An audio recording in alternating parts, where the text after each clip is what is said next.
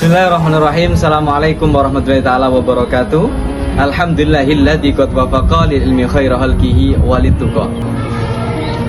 Salam hormat kami sampaikan kepada Bapak Ibu dosen penguji kerja pada PPG Transformasi Pendidikan Agama Islam tahun 2025. Perkenalkan, nama saya Muhammad Anwarul Ulum, mahasiswa PPG PAI tahap 4 tahun 2025 di LPTK Universitas Maulana Malik Ibrahim Malang dengan nomor NIM 250109110349. Pada hari ini, Rabu tanggal 8 Oktober tahun 2025, saya akan melaksanakan praktek pembelajaran dalam rangka penilaian uji kinerja di SMP Al-Asy'ari Al-Khazini pada kelas 7 dengan materi beriman kepada Nabi dan Rasul.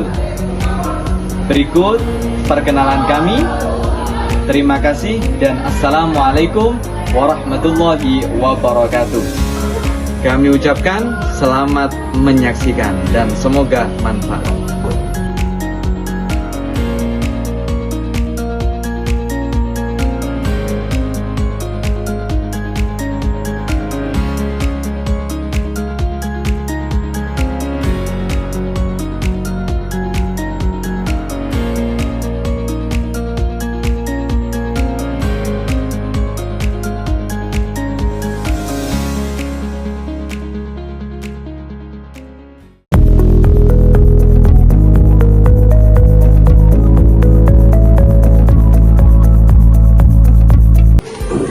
Assalamualaikum warahmatullahi ta'ala wabarakatuh.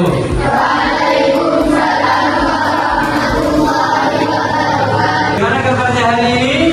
Alhamdulillah, luar biasa.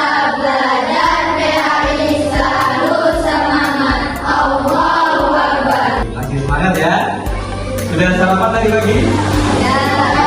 Alhamdulillah, baik. Seperti biasanya, ketua kelas memimpin berdoa agar pembelajaran hari ini dapat dicerna dan nantinya menghasilkan pembelajaran yang luar biasa. Silakan ketua kelas untuk memimpin pembelajaran hari ini.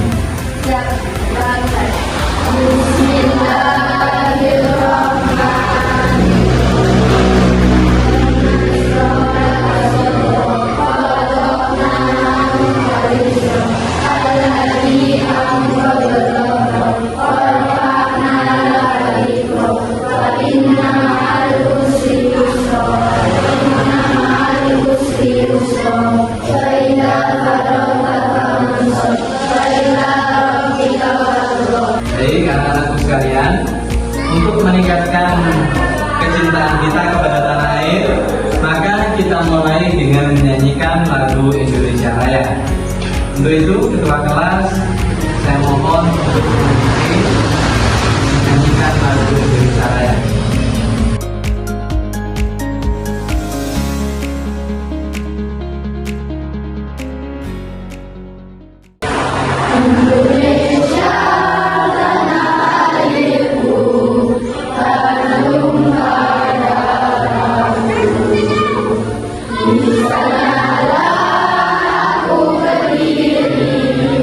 Dari Bandung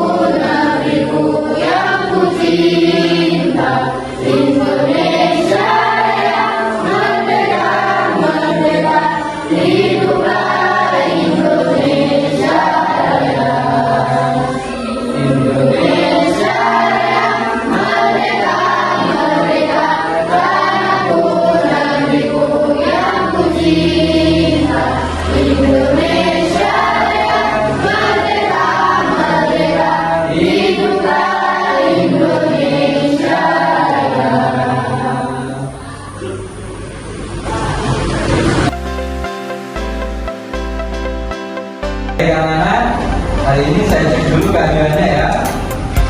Yang pertama, Citra Kalista Hartania. Selanjutnya, Yogina Batu Yahya. Lusifa Mafiola. Nur Habibah. Zainatul Qadariyah. Raka Zen, Faizin. Hadir semua ya.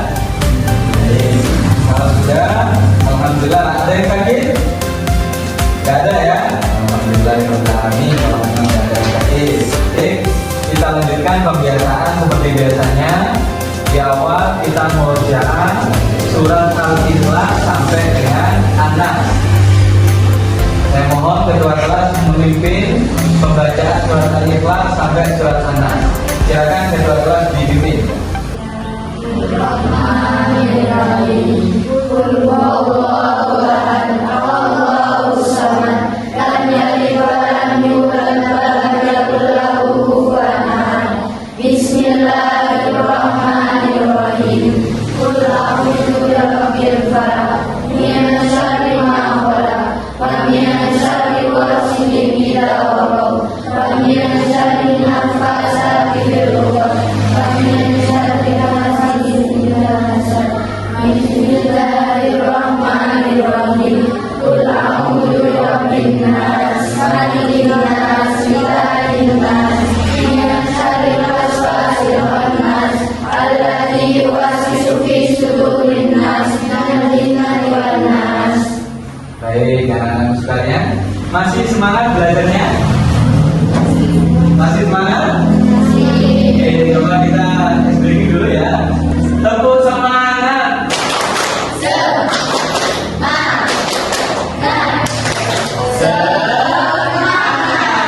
tepuk tangan buat kita semua.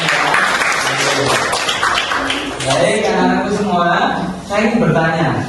Masih ingat materi minggu lalu? Beriman kepada malaikat. Bagus, beriman kepada malaikat. Apa beriman kepada malaikat? Percaya dengan adanya malaikat. Berarti pertemuan minggu lalu kalian betul-betul masih ingat terkait dengan beriman kepada malaikat. Baik. Hari ini anak-anakku kita belajar tentang Nabi dan Rasul. Tapi sebelum saya akan menjelaskan tujuan secara detail, ada yang tahu nggak? Nabi dan Rasul itu termasuk utusan Allah apa tidak? Termasuk utusan Allah apa tidak? Nabi dan Rasul? Termasuk, iya betul. Dengan beriman kepada Rasul, kita bisa belajar menjadi pribadi yang lebih baik lagi.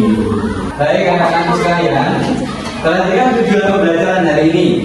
Yang pertama, jika kalian tahu, menjelaskan makna iman kepada Rasul-Rasul Allah.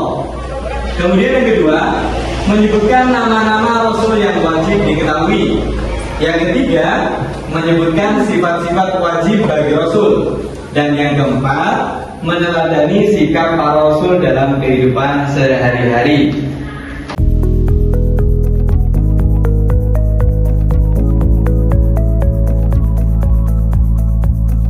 Kemudian, apa itu Rasul? Bila bertanya, perhatikan. Rasul adalah seorang utusan atau duta Allah yang diberi wahyu, yang kemudian diwajibkan untuk menyampaikan wahyu tersebut kepada umat manusia. Rasul menerima wahyu bukan hanya untuk dirinya sendiri, melainkan disampaikan ke umatnya. Jadi kalau Nabi dan Rasul itu jelas berbeda. Nabi dapat wahyu tapi tidak wajib disampaikan kepada umatnya. Sedangkan ketika Rasul, dia dapat wahyu tapi wajib disampaikan kepada umatnya. Baik.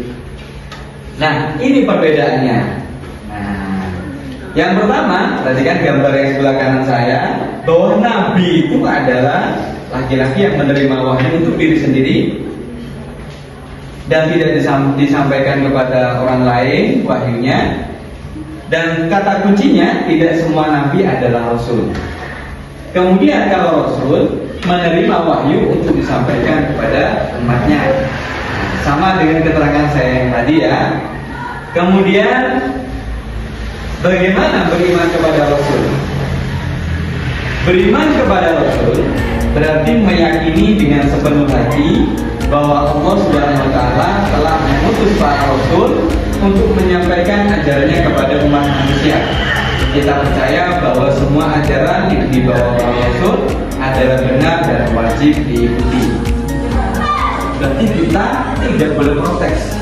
Nabi dan Rasul itu semuanya adalah utusan dari Allah Subhanahu yang mendapatkan wahyu yang wajib disampaikan kepada umatnya. Ya, itu ya. Kemudian ada 25 Rasul yang wajib diketahui atau diimani. Yang pertama, Nabi Adam alaihissalam, Nabi Idris, Nuh, Saleh, Ibrahim, Lut, Ismail, Ishak, Yakub, Yusuf, Syuaib, Ayub, Zulkifli, Musa, Harun, Daud, Sulaiman, Ilyasa, Yunus, Zakaria, Yahya, Isa, dan yang terakhir Nabi Muhammad SAW. Berarti semua, kalau nanti ada Nabi terakhir, ada Nabi setelah Nabi Muhammad, itu adalah Nabi palsu. Ya, yang wajib diimani ada berapa? 25. Yang pertama Nabi, yang terakhir Nabi Muhammad SAW. Bagus. Nah, sifat-sifat Rasul. Sifat-sifat Rasul ini ada wajib dan juga mustahil. Ada siddiq, jujur, tidak pernah berbohong. Kemudian amanah, dapat dipercaya. Tabligh, menyampaikan. Fatonah, cerdas. Kalau sifat mustahil, ini kebalikannya. Kidzib, khianat, kitman, dan baladah. Intinya, yang perlu kita teladani ada 4 sifat daripada Rasul. Apa? Siddiq, kemudian amanah, tabligh, fatonah. Ya. Kemudian hikmah beriman kepada Rasul. Kalau kita sudah benar-benar percaya, sudah meyakini dalam hati dengan setulus hati, maka akan timbul beberapa hal di bawah ini. Apa? Yang pertama, meneladani akhlak mulia. Kita akan meniru. Kemudian menambah rasa cinta dan taat kepada Allah, karena betul-betul percaya kepada Nabi dan Rasul. Kemudian menjadi lebih semangat dalam menjalankan perintah agama, termasuk sholat. Sholat itu salah satu wahyu yang diberikan kepada Nabi Muhammad. Kemudian membentuk pribadi yang jujur, amanah, dan sabar. Seperti tadi. Kemudian memahami bahwa Rasul adalah teladan dalam menyampaikan kebenaran. Kan ya?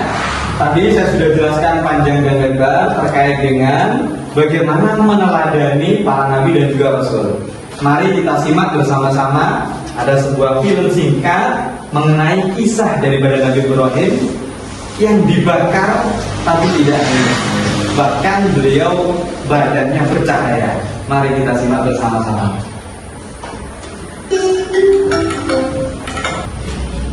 Kisah Nabi Ibrahim alaihissalam, bapak para nabi. Apakah kalian masih ingat pada janji iblis ketika mereka diusir dari surga? Iya, mereka berjanji akan menggoda dan menyesatkan seluruh umat manusia, dan iblis berhasil memenuhi janji tersebut. Jumlah manusia terus bertambah. Mereka terbagi menjadi 3 golongan: menyembah kepada patung-patung berhala, menyembah kepada benda langit, dan menyembah kepada para raja. Kala itu, hiduplah seorang raja yang sangat berkuasa. Dia adalah Raja Namrud dari Babilonia. Pada suatu malam, raja bermimpi melihat kelahiran seorang bayi laki-laki, dan kelak bayi itu akan menghancurkan kerajaannya. Raja Namrud merasa bahwa mimpinya itu sebuah petanda buruk, maka dia pun memerintahkan untuk membunuh semua bayi laki-laki yang lahir di Babilonia. Di suatu daerah, sepasang suami istri sedang ketakutan setelah mendengar berita itu. Istriku, sampai bayi kita lahir, engkau harus terus bersembunyi di tengah hutan. Tapi Nabi, engkau adalah pematu paling hebat. Raja pasti akan mengampunimu. Tidak, jika anak kita laki-laki, raja pasti akan membunuhnya. Setelah itu, sang istri terus bersembunyi di dalam sebuah gua. Sesekali, Azar akan datang untuk menjemputnya, sekaligus membawakan makanan serta keperluan lainnya. Dan sang istri melahirkan bayi laki-laki. Mereka berdua begitu bahagia sekaligus takut. Bagaimana jika raja menemukan anak kita? Tinggallah engkau di sini lebih lama lagi. Beberapa tahun kemudian, keadaan kota sudah kembali aman. Azar pun menjemput istri dan anaknya untuk pulang kembali ke rumah. Azar begitu bahagia bisa berkumpul bersama keluarganya. Apalagi bayi laki-laki tumbuh menjadi anak yang cerdas. Dialah Nabi Ibrahim. Setelah kembali berkumpul, Nabi Ibrahim mengetahui bahwa ayahnya adalah seorang pembuat kartun yang sangat terkenal. Nabi Ibrahim bertanya, Patung apakah ini ayah? Kedua telinganya besar, lebih besar dari telinga kita. sang ayah tersenyum sambil menjawab, Itu adalah makhluk Tuhan para Tuhan, wahai anakku. Dan kedua telinga yang besar itu sebagai simbol dari kecerdasan yang luar biasa. Nabi Ibrahim merasa bingung. Bagaimana bisa ayahnya menciptakan Tuhan dan mengapa ada begitu banyak Tuhan? Nabi Ibrahim bertanya lagi, Dari apa Tuhan itu diciptakan ya? Ini dari kayu pelepah kurma, itu dari zaitun, dan berhala kecil itu dari gading. Lihatlah alangkah indahnya. Hanya saja ia tidak memiliki nafas.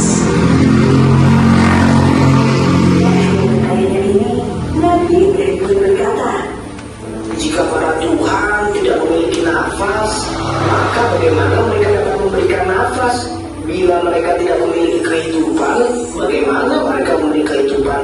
Wahai ayahku, pasti mereka bukan Tuhan. Azar marah besar ketika mendengar jawaban anaknya itu. Nabi Ibrahim pun dipukul dan dihukum. Sejak saat itu, Nabi Ibrahim membenci semua batu-batu berhala tersebut. Suatu ketika, Nabi Ibrahim diajak oleh sang ayah ke perayaan besar. Semua orang berkumpul menjadi satu di ruang pemujaan. Seorang dukun maju dan memulai ritual suci. Wahai Tuhan kami, hidupilah dan limpahkanlah rizkimu. Teriak sang dukun yang disambut meriah oleh semua orang. Melihat semua orang begitu terlena, Nabi Ibrahim tidak menahan diri lagi. Nabi Ibrahim berkata, Hidupku, ia tidak akan pernah mendengarmu. Apakah kau yakin bahwa ia mendengar? seluruh orang yang ada di ruang pemujaan itu marah kepada Nabi Ibrahim. Azar segera membawa anaknya itu pulang sebelum keadaan bertambah kacau. Sang ayah meminta agar Nabi Ibrahim kembali ke sang ayah. Namun, rasa penasaran Nabi Ibrahim akan Tuhan tidak pernah padam. Maka, dia pun memutuskan untuk mencari Tuhannya sendiri. Nabi Ibrahim keluar dari rumahnya menuju ke gunung. Dia berjalan sendirian di tengah gelapnya malam. Dalam setiap langkahnya, dia terus bertanya siapakah Tuhan itu. Sampai di gunung, Nabi Ibrahim melihat ke langit yang luas. Langit malam penuh dengan bintang yang berkelip dan bulan yang bersinar sangat terang. Nabi Ibrahim pun memutuskan, Inilah Tuhanku. karena bintang-bintang dan semua benda langit itu jauh lebih mengagumkan daripada patung-patung buatan manusia. Tidak ada manusia yang bisa menciptakan bintang. Namun, ketika pagi tiba, semua bintang-bintang itu tidak bisa lagi terlihat.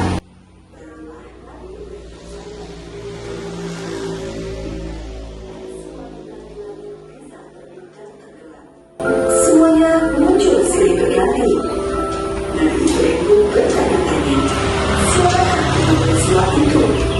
Lalu Nabi Ibrahim memutuskan, Saya tidak suka kepada yang bergerak. saat itulah Allah Subhanahu wa Ta'ala memberikan petunjuk kepada Nabi Ibrahim bahwa hanya ada satu Tuhan yang harus disembah, yaitu Allah Subhanahu wa Ta'ala. Nabi Ibrahim memantapkan hatinya untuk beriman hanya kepada Allah, dan Allah pun mengangkat Nabi Ibrahim sebagai utusannya. Tugas Nabi Ibrahim adalah mengembalikan iman kaumnya hanya kepada Allah. Nabi Ibrahim mulai dakwahnya. Dia menyeru kepada kaumnya untuk berhenti menyembah patung-patung berhala, matahari, bulan, namun tidak ada satupun yang mau mendengar seruan Nabi Ibrahim itu. Pihak antara Nabi Ibrahim dan kaumnya pun terjadi. Sekali-kali Nabi Ibrahim tidak pernah menyerah. Apa yang dilakukan Nabi Ibrahim ini memancing amarah sang ayah. Suatu hari, Azar tidak bisa lagi menahan amarahnya. Dia pun mengusir Nabi Ibrahim dari rumah.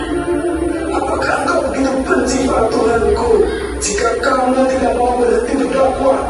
Ya, tadi kita sudah menonton kisah Nabi Ibrahim yang dibakar, tapi beliau tidak hangus.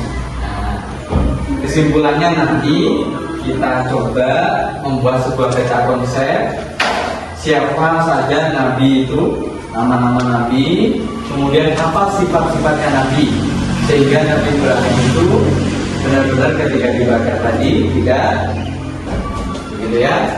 Baik anak-anakku, sekarang saya bagi kelompok, kalian menjadi 4 kelompok yang sudah saya bagi. Kemarin silakan berpindah ke tempatnya masing-masing.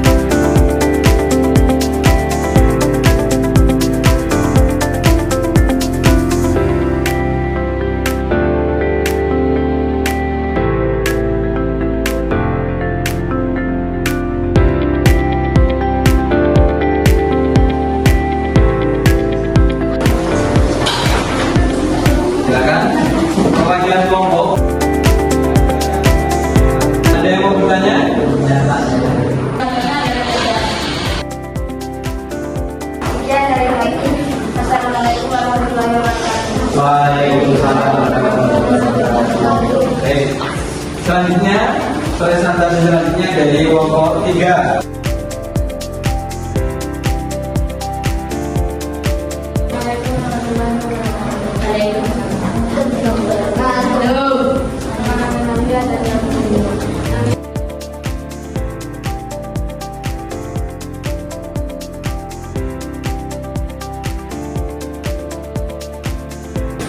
Baik, tadi sudah ada teman kalian yang melakukan presentasi bahwa kesimpulannya tadi Nabi dan Rasul ada berapa? 25. Dari Nabi Adam sampai Nabi Muhammad. Bahkan tadi ada 4 sifat Nabi yang wajib kita teladani. Apa aja itu?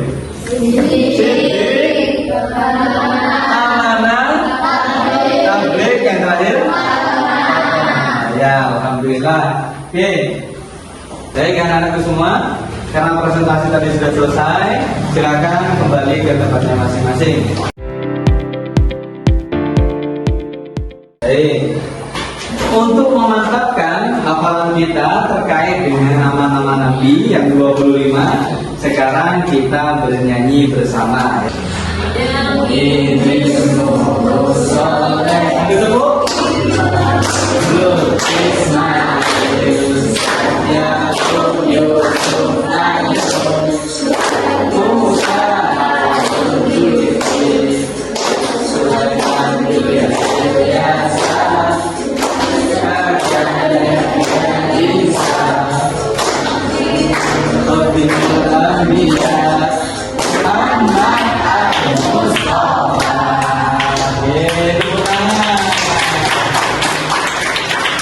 Untuk penilaian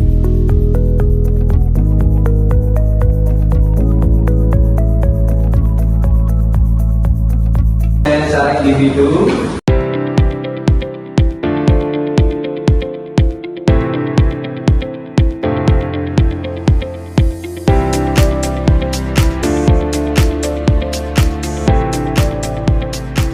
tugasnya masing-masing.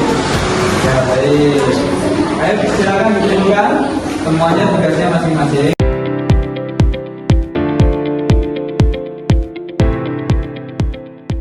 Sifat-sifat yang harus diteladani ada berapa? 4. Apa saja? Siddiq. Artinya apa? Jujur. Yang kedua?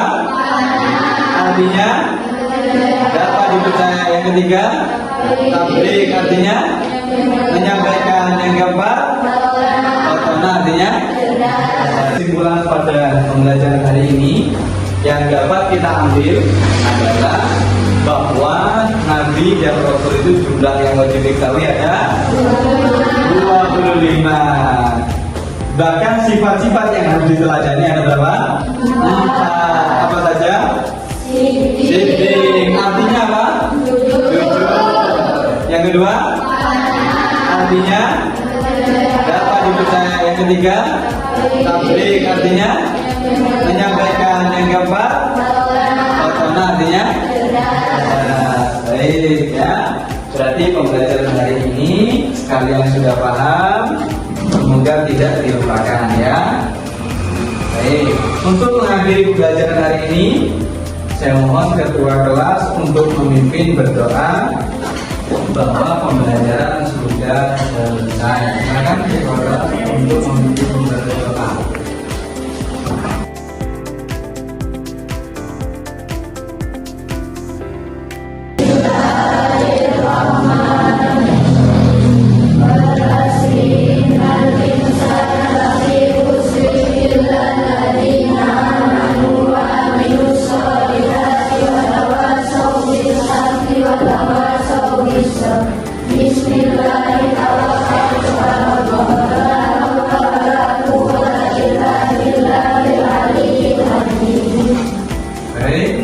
Anak-anak semuanya, saya diri Izinillah Shallallahu Alaihi Wasallam. Assalamualaikum warahmatullahi wabarakatuh. Waalaikumsalam warahmatullahi wabarakatuh.